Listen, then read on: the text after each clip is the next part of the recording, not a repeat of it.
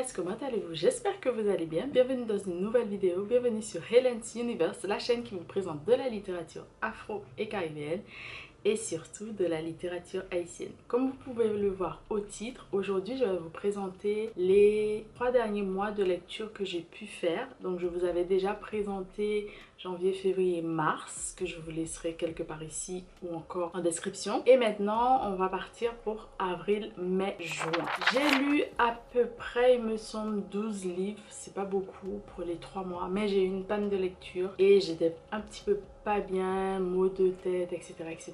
Donc voilà, je vous expliquerai ce que j'ai lu et tout, et j'ai un peu varié mes lectures. Alors, sans plus tarder, je vais commencer par 2 lectures que je n'ai pas parce que c'était des audios. J'ai commencé à lire donc Intérieure nuit de Nicolas Demorand quand c'est sorti, et puis je me suis dit, c'est un ouvrage que j'avais jamais terminé, j'ai envie de le terminer, il est très court. Donc si vous ne le savez pas, c'est un journaliste de France Inter qui a enfin parlé au grand jour, on va dire, de l'une de ces pathologies qui touchent certaines personnes, donc de santé mentale, et ici on parlait de bipolarité. Donc voilà, et ensuite j'ai continué à écouter pour terminer cet ouvrage sur une plateforme d'écoute. Ensuite j'ai écouté La révolte de la reine de Morgane Moncombe sur la même plateforme d'écoute. Là c'était aux éditions Hugo Roman, je crois, New Romance. Et en fait c'est parce que je travaille cette année aussi sur la romance de manière générale, donc j'essaie de lire au moins un livre de romance, de regarder aussi des romances. Si vous avez des recommandations, mettez-moi tout ça en commentaire, ça m'aidera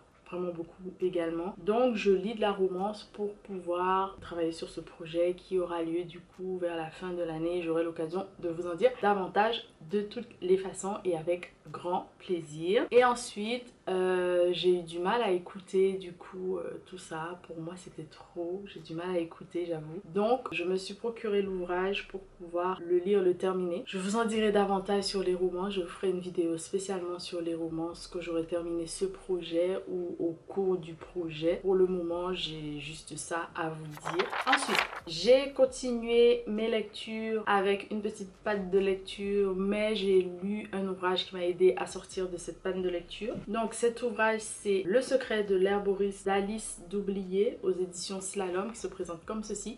C'est un ouvrage, c'est un service de presse qu'on m'avait donné, enfin des épreuves non corrigées qu'on m'avait donné. Donc c'est un livre offert de la part de la maison d'édition. Ici on est avec une romantaisie, il me semble. Ça m'a permis donc de continuer dans ma recherche de romance, etc. et un petit peu tous les genres. J'ai vraiment apprécié cette lecture, j'aurai l'occasion de vous en dire davantage parce que c'était une lecture entre guillemets facile pour moi et qui m'a permis d'avancer dans mes lectures et de reprendre la lecture parce que c'était à ce moment-là, juste avant que j'ai eu une panne de lecture, et c'était un ouvrage que j'avais commencé en janvier, que j'avais pas terminé, etc., etc. Donc voilà, ça m'a donné l'occasion de faire ça. Ensuite, après cet ouvrage, j'ai eu encore le goût de la lecture, mais j'ai voulu lire quelque chose que je n'avais jamais lu, et j'ai pris du coup le seul ouvrage que j'avais de Bucci et Mecheta chez moi, qui est donc Citoyen de seconde zone, ici aux éditions Gaïa en français. J'ai adoré cet ouvrage, je vous en dirai plus évidemment, mais ici on part avec une jeune femme, on va dire que c'est presque autobiographique ou de l'autofiction. On part avec une jeune femme qui va connaître beaucoup de défis pour pouvoir s'éduquer et ensuite se marier et ensuite partir à l'étranger, mais tout ce qu'elle a fait c'est de façon très stratégique pour une jeune femme, une jeune fille, pour enfin pouvoir faire ce qu'elle souhaite jusqu'au jour où elle va se marier, elle va partir à l'étranger, elle va avoir beaucoup d'enfants, elle va trouver un travail, elle va écrire son premier livre, mais j'aurai l'occasion de vous en parler. J'ai acheté tous les ouvrages que je pouvais trouver de l'autrice depuis, je vous laisserai mon haul où j'ai fait un gros craquage quelque part ici dans une petite fiche, et j'ai hâte de lire ces autres ouvrages. Et le prochain que je souhaite lire ce serait donc La Dot, donc qui est juste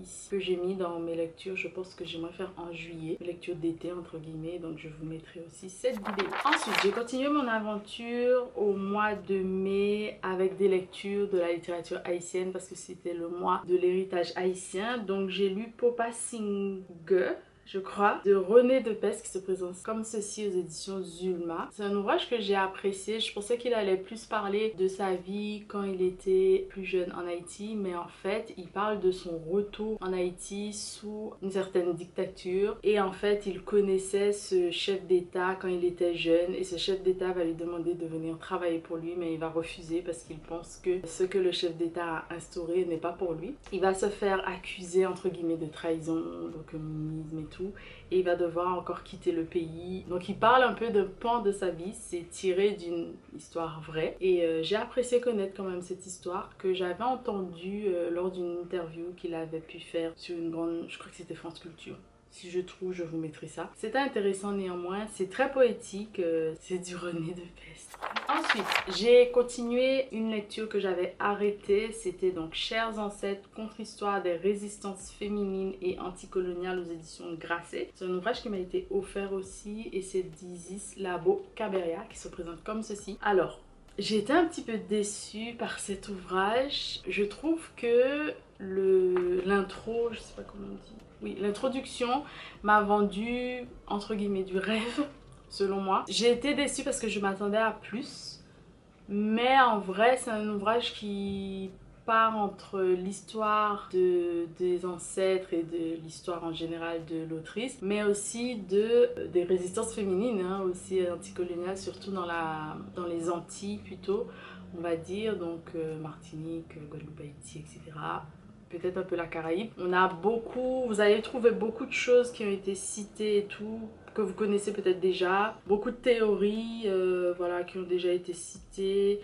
On part aussi avec beaucoup de spiritualité noire, de la Caraïbe, d'Haïti, de l'Afrique et pas mal d'autres choses. Donc si vous n'y connaissez rien, vous allez adorer. Après, si vous connaissez certaines choses, ce sera peut-être pas ce sera pas non plus révélateur. Donc j'ai un peu été déçue à cause de ça, mais sinon voilà, c'était super. Si vous voulez vous faire un avis, allez lire, mais j'avoue j'ai une petite déception, mais je suis contente de l'avoir reçu et contente de l'avoir lu.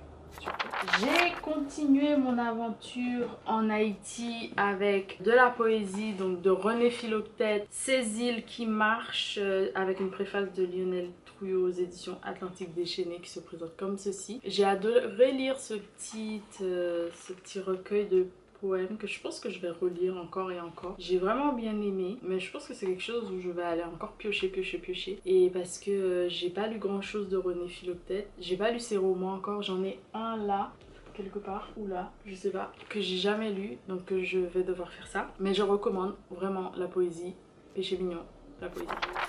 Ensuite, j'ai lu aussi Enveliments de Georgie Lundy aux éditions Pro, je pense. C'est un ouvrage que j'ai eu lors d'un salon du livre. Alors, c'est un ouvrage un peu... c'est en créole, j'ai pas précisé là. C'est en créole, donc je trouve que c'était sympa d'avoir fait un travail en créole, parce qu'on en a, mais ils sont pas souvent distribués, publiés en France, donc ça fait plaisir de l'avoir eu. Ça va compléter ma collection, on va dire, d'ouvrages en créole et en créole haïtien. Ça parle du béton, de Port-au-Prince, de la galère en même temps. Enveliments, c'est un peu dire quelque chose qui s'aggrave en quelque sorte, notamment pour une blessure ou voilà, mais en quelque sorte pour quelque chose qui s'aggrave, grosso modo. Ça parle de beaucoup de difficultés dans la vie, dans les cœurs, dans les sentiments, dans pas mal de choses, et qui s'accentue en fait, où ça va entre guillemets, on va dire crescendo. Je vais pas dire que j'ai adoré, c'était sympa de l'avoir lu. C'est pas mon recueil de poèmes préféré, mais c'était vraiment sympa de l'avoir lu. J'ai lu ensuite d'Émile Olivier, Mère Solitude, ici aux éditions Le Serpent à Plumes, mais aussi c'est une autre maison d'édition maintenant parce que Le Serpent à Plumes du Rocher, voilà, n'existe plus et voilà. Bref, j'ai enfin terminé cet ouvrage, il était long et c'était écrit tellement petit, mais je suis contente d'avoir lu enfin un Émile Olivier. J'ai apprécié cette histoire, c'est l'histoire du jeune, comment il s'appelle, j'ai oublié, Narcisse je crois, le dernier fils de la famille Morelli, qui raconte la disparition de sa mère qu'il n'a pas tellement connue, et en même temps on a donc l'histoire de sa famille, mais aussi la grande histoire. donc d'Haïti mais aussi du monde, etc. Et j'ai trouvé ça très intéressant. J'ai aimé le fait qu'il y ait plein de choses de la culture haïtienne, de comment Haïti a été en quelque sorte fondée, les grandes familles, les mulattes, plein de choses, les grands commerçants, donc depuis l'esclavage en passant par l'Holocauste et pas mal d'autres choses. J'ai vraiment beaucoup aimé, j'ai trouvé que c'est un auteur que je dois continuer à lire et sa vision des choses aussi est très intéressante, vraiment, et son point de vue aussi était vraiment intéressant. Il faut s'accrocher parce qu'il y a des descriptions, on passe, comme je vous disais quand je vous présentais l'ouvrage, on passe un peu par tout ce qui passe par la tête de l'auteur, de la personne qui raconte, des différentes disparitions dans sa famille et pas que de sa mère. Je crois qu'on arrive au chapitre sur 8 ou 6 chapitres. Je pense que c'est vers le 4e ou le 5e chapitre qu'on parle vraiment de sa mère, comment elle a disparu. C'était super intéressant en même temps, mais il faut s'accrocher, vraiment s'accrocher. Donc quelque chose à lire peut-être en vacances, parce que ça dure, on a le temps, on n'est pas pressé, on n'est pas entre deux arrêts de tram, de métro, de je ne sais quoi d'autre. Je recommande cet auteur et du coup dans ma liste j'ai mis d'autres ouvrages de lui. Je vais en acheter un seul pour le moment et je vais aller petit à petit parce que je pense que j'ai déjà suffisamment de livres à lire chez moi. Voilà, c'est toujours bien d'acheter des livres, c'est toujours bien de recevoir des livres, mais comme je dis, surtout cette année-là, il faut que je lise davantage. Même si il y a plein de choses à faire, mais il faut que je lise davantage de ce que j'ai chez moi avant d'en acheter d'autres. Donc voilà, je recommande néanmoins Émile Ollivier.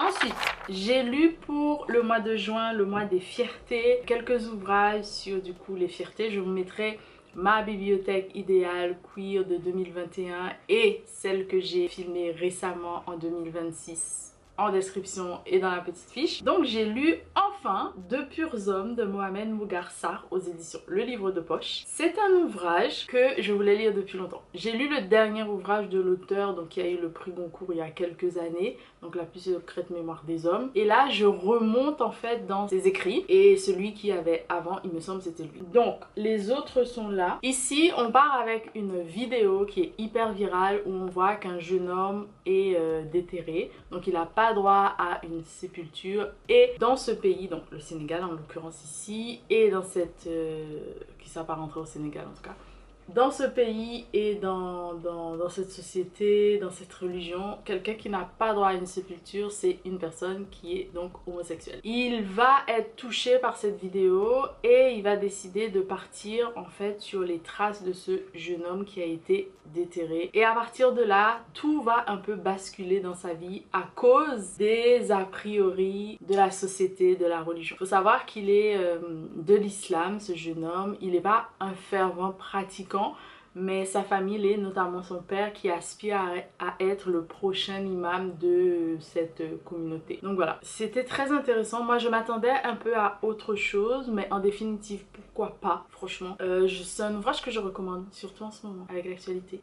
Je recommande vraiment. Ensuite, j'ai eu la chance de lire également, toujours pour les mois de la fierté, une mafia romance, donc j'ai continué dans ma romance, mais j'ai allié aussi tout ce qui était fierté parce que c'était en juin. Donc j'ai lu le premier tome de Suprématie aux éditions Slalom Romance d'Emma et Monde. C'est un ouvrage qui a été publié à cette maison d'édition mais qui avait une première vie sur Wattpad il me semble. Et là en fait on est avec un jeune homme qui est en fac de médecine, qui va un soir dans une boîte de nuit avec son ami. Il décide d'aller aux toilettes et il se trompe de porte et il fait la rencontre du jeune, donc il s'appelle Noah, et il fait la rencontre du jeune Eden, oui, qui est le grand chef de cette organisation, voilà, pour ne pas plus vous en dire. Et ici évidemment c'est un MM, donc une romance entre deux jeunes hommes, oui, deux hommes, et voilà, c'est le premier tome. Je serai obligée de lire le deuxième tome parce que je vous avais dit je savais pas si je vais lire le deuxième tome et tout. J'ai envie de lire le deuxième tome. Quand? Je ne sais pas. Dans une semaine, dans un mois, dans 2 mois, dans 3 mois, je ne sais pas. Dans un an, je ne sais pas. Ne me demandez pas plus. Mais je pense vouloir le lire jusque là. Si ça ne se fait pas, c'est pas grave, mais je compte le lire.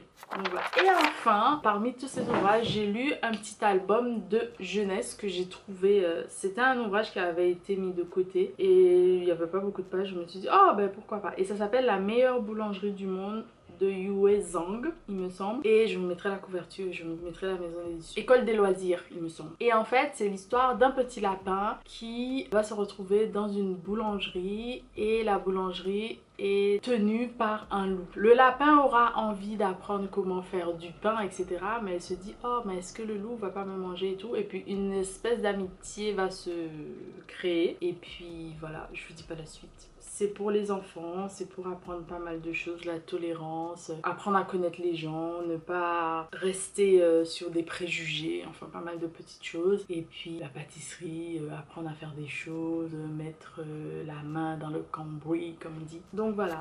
En tout cas, ce sont tous les livres que j'ai lus au cours de ces 3 mois. Franchement, ça fait pas beaucoup. Je m'attendais à vraiment plus, ça fait 12 seulement. Bon, c'est ça, malgré une panne de lecture. Et je suis contente quand même d'avoir lu ces ouvrages. Là, je continue mon aventure. On commence déjà avec la rentrée littéraire. En tout cas, moi, même si on avait déjà commencé avec la rentrée littéraire depuis belle lurette. Mais moi je vais commencer très bientôt après avoir terminé Mon cœur bat vite que j'ai du mal à lire. Je vous avoue, j'ai déjà raté 2 jours de lecture à cause de ça. J'ai pas envie de le DNF. Je vais persévérer parce qu'il n'y a pas beaucoup de pages en vrai. Et je pense que je peux le faire. N'hésitez pas à me dire vous ce que vous avez lu au cours de ces 3 mois ou du mois dernier comme vous voulez. N'hésitez pas à vous abonner, à me donner des idées de romances ou d'autres lectures évidemment. Et puis mettez toujours votre petit emoji préféré juste ici. Moi je vous en mettrai un également. Et puis nous on se dit à très bientôt pour de nouvelles aventures ensemble. Je vous embrasse fort, je vous souhaite de très bonnes lectures et à très bientôt. Je vous laisse d'autres vidéos évidemment à aller voir. N'hésitez pas à vous balader sur la chaîne et à me donner vos avis. Bisous.